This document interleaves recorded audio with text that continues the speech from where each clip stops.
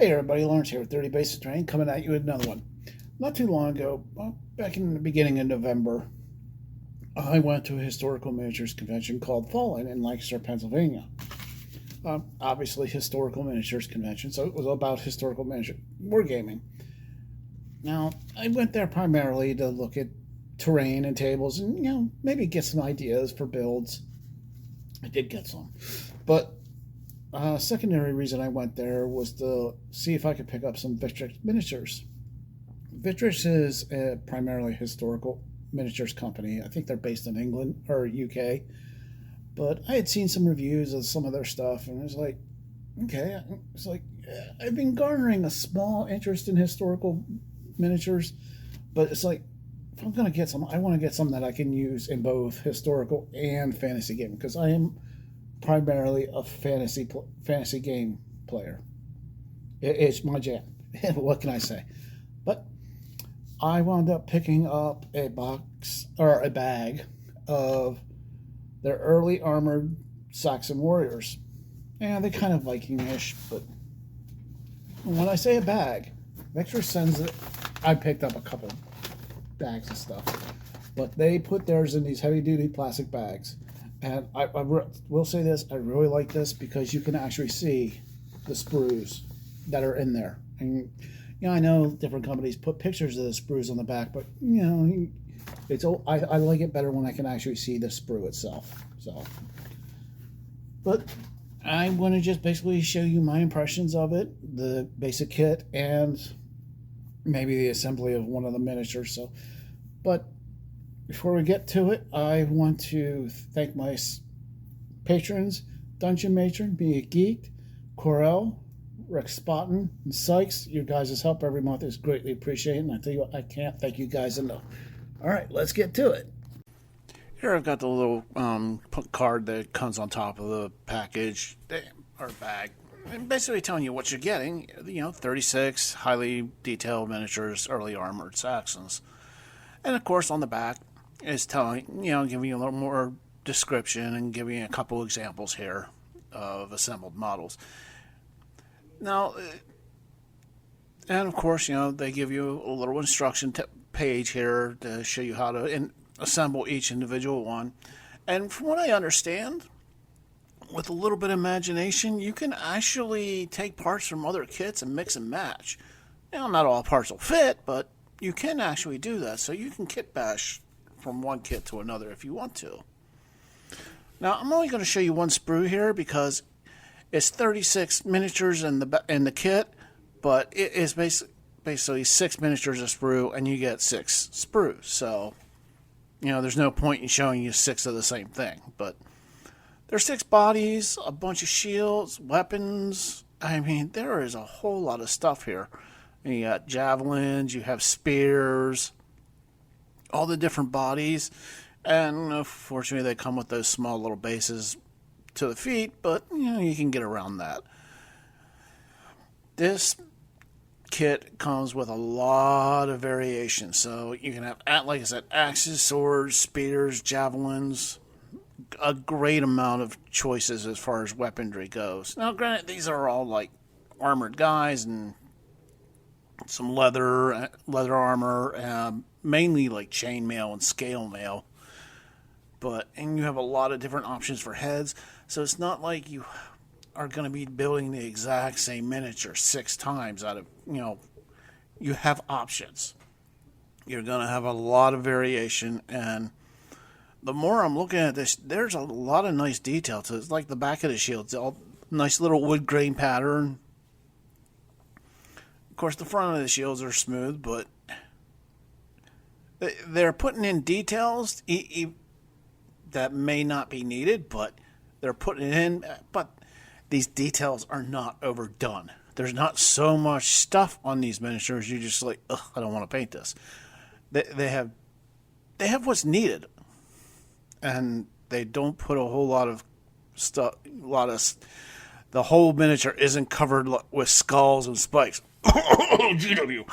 So, but I'm really liking how these minis look. Now that I've seen pictures of them, but now that I have them in hand, I'm really impressed with them so far.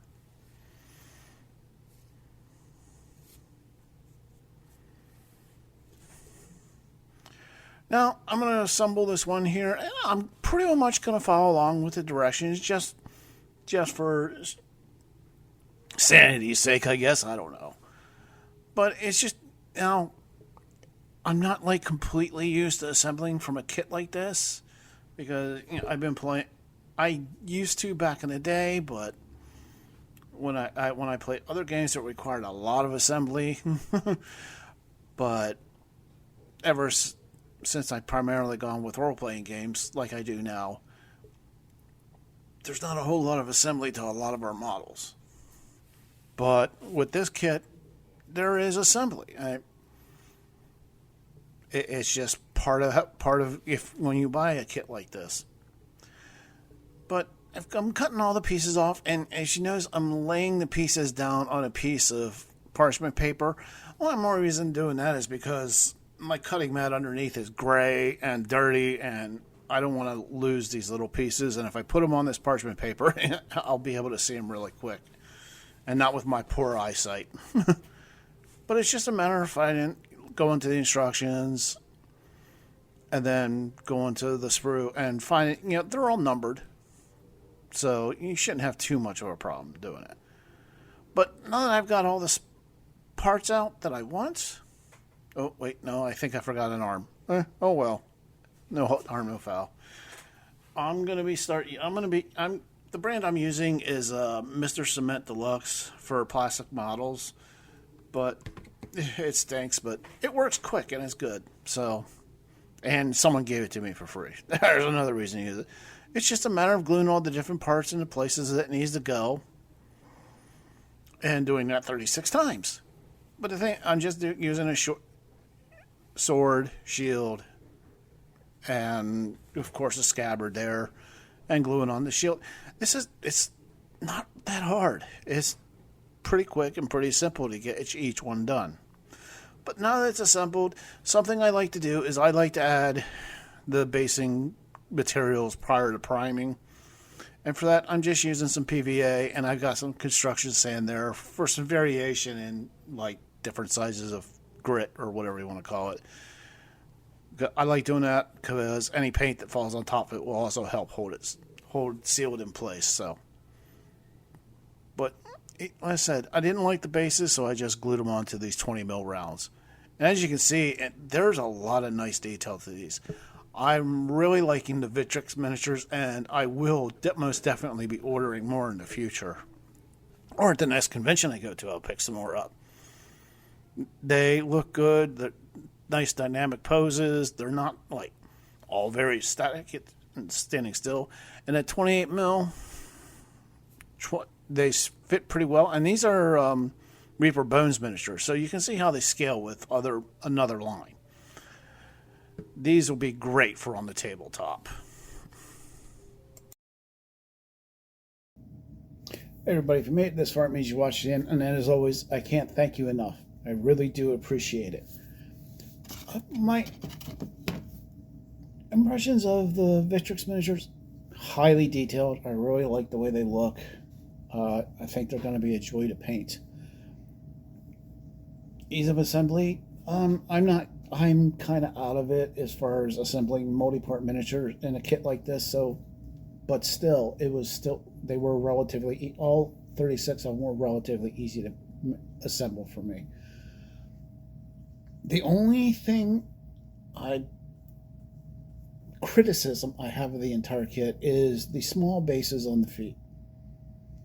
Because with some of the spears and some of the weapons made them a little heavy that they easily toppled over. For me, it didn't matter because I was putting them on the MDF bases, and that gave them the weight to hold them up. But if you're going to mold bases to the feet, make them big enough so that it doesn't topple over too easy. But other than that, these miniatures are great. I love them. I got a bunch more to assemble and paint up and stuff, so I'm gonna have a blast. All right, guys, remember, and as always, remember when you're doing your miniatures, your terrain, or anything, remember the only person you got to worry about is you, because it's your terrain.